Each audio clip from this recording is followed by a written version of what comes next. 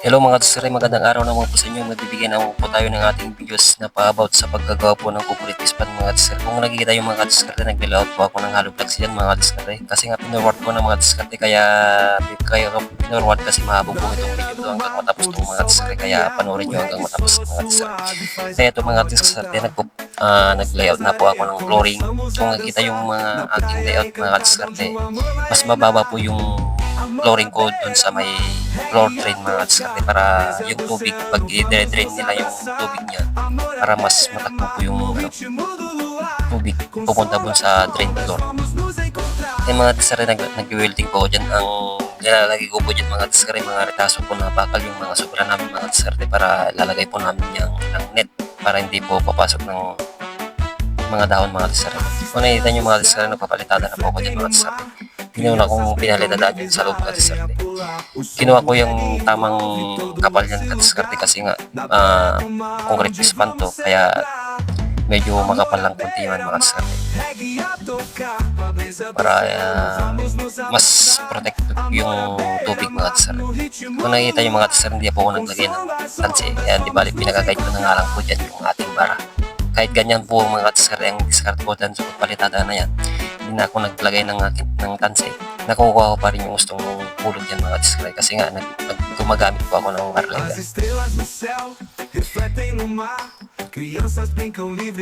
Pag basa dun sa kabila mga diskarte, lilipat din ako agad ako sa kabila. Pag natuyo na yun, babalik ako yung mga diskarte. Kung nakikita yung mga diskarte, nagkakanto na po ako dyan sa iba po yung mga diskarte. Maganda po yung ganyan pamarat po na pagkakanto pag diskarte. Meron kayong mahaba na bara mga diskarte para mas madali. Kung makikita yung mga diskarte, kung tinanggal ko yung bara, meron medyo mga awang-awang mga kunti-kunting awang kapalan na yung mga diskarte. Yan. Ito na nga po mga diskarte, natapos na natin, pinipinis na natin ng puro. Yan. Kasi nga pinupuro natin dyan sa may loob niya para mas maganda po yung loob. Kahit dyan lang po sa loob ng pispan na puruhin natin. Pero sa labas na mga diskarte, rap na lang po mga diskarte. Kung makikita yung mga kantuan yung mga diskarte, yung smooth po yan. Yan po ang pinakapinis nga po yan mga diskarte dyan po sa loob ng concrete pispan na ginawa natin. Bali yan po ang pinis yan. Di bali mga diskarte, kinabukas mga diskarte, nagpalitada na po tayo sa labas mga diskarte. Hindi na naman po tayo naglagay ng tansi. Puro yan, meron naman po tayong guide na para po. Pero yan lang ako hindi naglalagay ng tansi kasi mga diskarte, maliit nga lang po yung pinapalitadaan natin. Hindi naman masyado malawak. Kaya hindi na ako naglagay ng tansi mga diskarte. Pero pag malawak yung pinapalitaan ko, mga diskarte talaga nagtatansi po ako mga diskarte. Dahil nga yan na hindi na masyado malaki yan. Kasi nga may bara naman daw.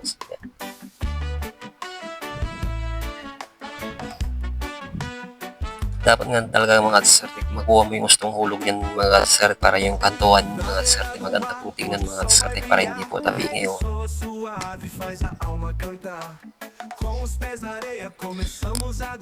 Pag medyo basa-basa pa mga diskarte, lipat po tayo sa kabila para balikan natin yung mga diskarte pag medyo tuyo-tuyo na mga diskarte para mas madali pong trabaho pag ganun. Pag hinihintay mo kasi matuyo yun, matagal yung mga diskarte. Kaya lipat doon tayo sa kabila pag ganyan na medyo basa-basa pa para mas madali pong trabaho mga diskarte. Ang ano ko pala niya diskarte, hindi po yan kontrata, arawan lang po yan, pero kahit arawan po mga diskarte, binibigay po rin natin yung gustong trabaho natin kasi nga sinasawaran po tayo ng gustong sahod. Yan mga diskarte yan, pinipinis nga yan, kinakanto ko ng mga diskarte yan.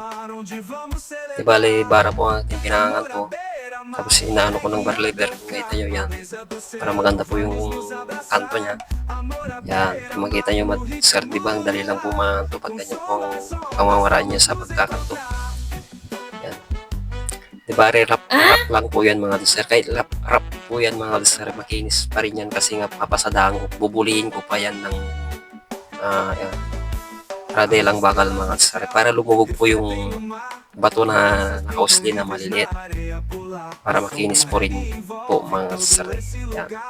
Ayun nga po, binubuli ko nga po ng radalang bakal para hubog ko yung mga bato na maliliit.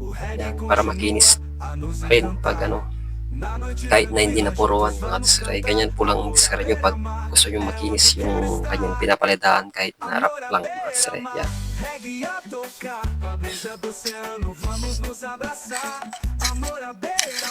Dahil ito nga mga discard, kinakanto na natin yung dyan sa may ibabaw niya discard para matapos na mga discard. Yan.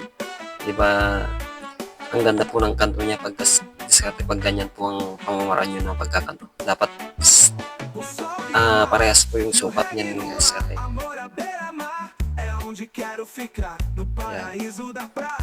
Ito na nga po pala mga diskarte. Ito na po ang finish ng ating ginawang concrete pispan mga diskarte. Yan. Kung makita yung mga kantuan niya mga diskarte, smooth na smooth po yan mga diskarte.